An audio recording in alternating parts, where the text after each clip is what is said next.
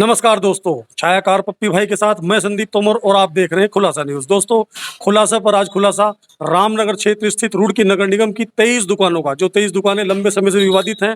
पूर्व पालिका चेयरमैन जो मौजूदा विधायक है प्रदीप बत्रा, उनके चेयरमैन रहते।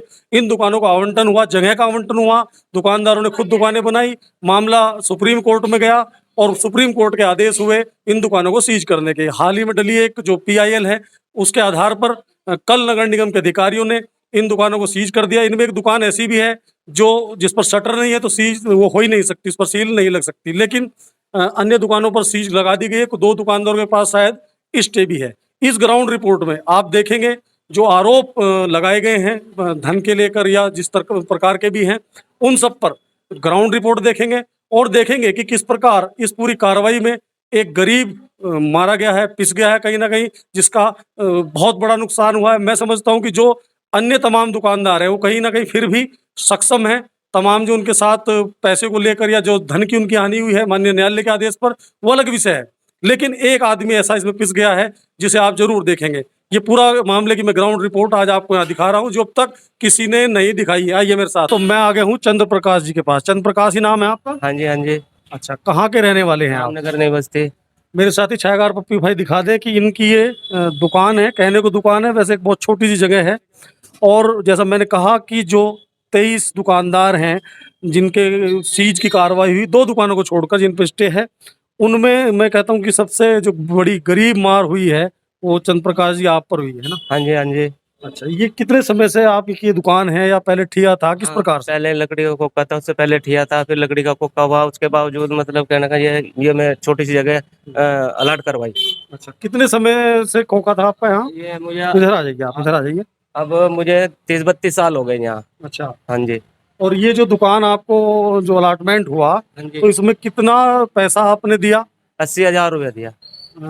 जब पालिका चेयरमैन थे प्रदीप बत्रा जी? हाँ जी, हाँ जी। अच्छा, और रसीद कितने की मिली? और 15,000 की। 15,000 की हाँ रसीद जी। मिली। तो और बाद में दुकान आपने खुद बनाई है? हाँ, ये दुकान सब मैंने खुद बनाई है। कच्ची जमीन थी, यहाँ नीचे फर्श करवाया और बाहर फर्श करवाया, और ये सारी दुकान मैंने ठीक अपने आप ही बनाई, और बिजली का कनेक्शन मैंने लिया। अच्छा, बिजली का कनेक्शन है इसमें? हाँ जी।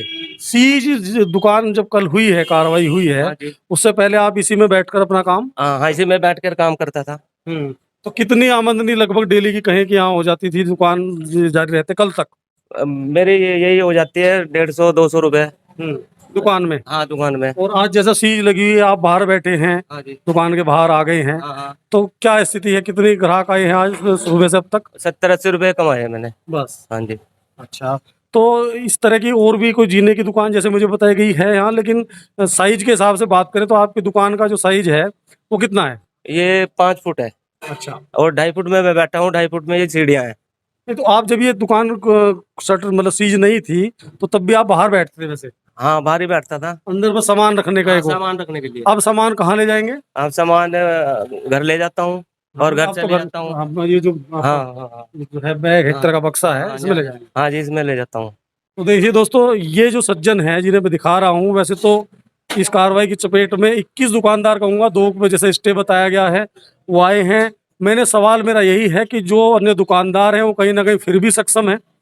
हालांकि उनका आरोप है कि उन्होंने 75 हजार रुपए की उन्हें रसीद मिली और दिए उन्होंने 3 से 4 लाख रुपए। तो मेरा सवाल एक फिर यही उठता है, मेरी सहानुभूति इन दुकानदारों के साथ है, इनके साथ भी है, लेकिन इनकी गरीब मार देखिए कि आपको रसीद कितने की मिली? 15,000 की। इन्होंने जैसा बताया 15,000 की रसीद मिली, 80,000 रुपए इन्होंने दिए दुकान में। लगभग इसमें बनाने में कितना खर्चा आया? इसमें तो खर्चा कम से कम 50-60 लाख रुपए आ गया मेरा। लाख? नहीं, 1000। अच्छा, 1000 रुपए। हाँ, हाँ। तो टोटल मान ले कि 80,000 एक और 60,000 और उसमें जोड़ ले, हाँ, 50-60,000। ये ऊपर टीन भी डलवाई मैंने ममटी में जा करके, अच्छा। ताकि यहाँ बारिश का पानी ना आए। नहीं, अंदर फर्श करवाया, बाहर फर्श करवाया, ये दुकान बनाई, कनेक्शन लिया, ऊपर टीन डलवाई। मतलब मोटे तौर पर सारा मिलाकर लगभग 1.5 लाख है ना? हाँ जी। और नगर निगम से मिली आपको, नगर पालिका थी उस समय, 15,000 की रसीद। हाँ।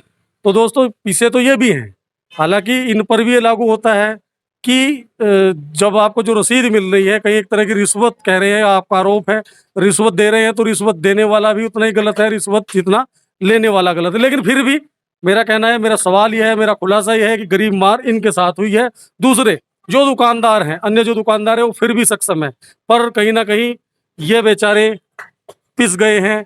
इस पूरे जो आदेश है उसके बाद इनकी दुकान पर सीज लग गई। आगे क्या होगा ये अभी भविष्य में कुछ निर्धारित नहीं है, कुछ तय नहीं है किस तरह से इन्हें राहत मिल पाएगी। एक अन्य दुकान है, वहां भी चलते हैं जिस पर सील लग ही नहीं सकती, जो सीज हो ही नहीं सकती। आइए, ये पीछे जो आप दुकान देख रहे हैं, जैसे मैंने बताया कि ये एक ऐसी दुकान है इस पूरी कार्रवाई में जो जीने के ही नीचे है और जिस पर नगर निगम के अधिकारी कल चाहकर भी सीज नहीं कर सके क्योंकि इस पर शटर ही नहीं है। हालांकि इसमें जो सब्जी का काम है वो बदस्तूर जारी है। इस दुकान पर एक अलग से भी विवाद है, वो ये है कि एक दूसरा पक्ष है जिनका कहना है कि वो दुकान उन्हें अलाट हुई थी, दुकान के को अब जो कर रहे हैं सब्जी की दुकान, उनका कहना है कि ये उनके नाम अलाट है, या जो भी स्थिति है वो भी जानेंगे। लेकिन कल भी जो माननीय न्यायालय के आदेश थे उनके बाद भी इस दुकान पर सीज नहीं लग पाई, क्योंकि यहाँ शटर ही नहीं है। तो सीज लगे तो कहाँ लगे। मेरे साथी छायाकार पप्पी भाई से कहूँगा मेरे साथ आए और इस दुकान को जरा दिखा दें। यहाँ जिस प्रकार से जीना है, हमने जो पिछली दुकान दिखाई जहाँ जो सज्जन जूतों का और उसका काम कर रहे हैं, और सबसे गरीब मैं कहूँगा वो इस कार्रवाई की चपेट में है। देखिए ये वो दुकान है जहाँ चाहकर भी सीज ना तो कल लगा पाए ना भी आगे लगा सकते हैं। ज़्यादा से ज़्यादा एक रस्सी यहाँ बांध सकते हैं, सिर्फ इतनी कार्रवाई हो सकती है, वो भी जीना छोड़ना पड़ेगा। इस दुकान को लेकर जो अलग से विवाद है उसके बारे में भी जान लेते हैं। एक सज्जन है, उनसे बात करते हैं, फिर इनसे बात करेंगे इनका क्या कहना है। इस दुकान को लेकर जो अलग से विवाद की बात मैं कर रहा था, ये सज्जन है, क्या नाम है आपका? गगन कुमार। गगन कुमार, आपका क्या कहना है? ये हालांकि इस दुकान पर शटर नहीं है, सीज नहीं लगी है और सीज लगने के हालात भी नहीं है, आपका क्या दावा है, क्या कहना है? ये दुकान मेरे भाई के नाम अलाउड है।